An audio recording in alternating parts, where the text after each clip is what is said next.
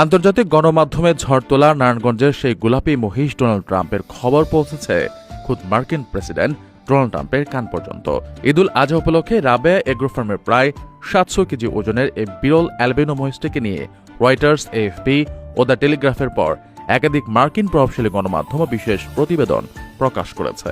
এরপর থেকে অদ্ভুত শারীরিক মিল থাকা এই মহিষটি যুক্তরাষ্ট্রের চর্চার বিষয়ে পরিণত হয়েছে। মহিষটির অদ্ভুত মিল ও নামকরণের বিষয়টি নিয়ে এর আগে রয়টার্স, এএফপি, ব্রিটিশ গণমাধ্যম দ্য ইন্ডিপেন্ডেন্ট ও দ্য টেলিগ্রাফ এবং ভারতীয় সংবাদ মাধ্যম হিন্দুস্তান টাইমস বিশেষ প্রতিবেদন প্রকাশ করে। প্রতিবেদনে বলা হয়েছে, বাংলাদেশের একটি খামারে থাকা গোলাপি রঙের মহিষ ইন্টারনেট দুনিয়ায় রীতিমতো ঝড় তুলেছে। ডোনাল্ড ট্রাম্পের চুলের স্টাইলের সঙ্গে মহিষটির মাথার সোনালী চুলের অদ্ভুত মিল থাকায় দর্শনার্থীরা সেখানে ভিড় জমাচ্ছেন। এই বিপুল জনপ্রিয়তা এবং আন্তর্জাতিক সংবাদ মাধ্যমগুলোর টানা কভারেজের সুবাদেই মহিষটির খবর ডোনাল্ড ট্রাম্পের নজরে এসেছে বলে জানা গেছে।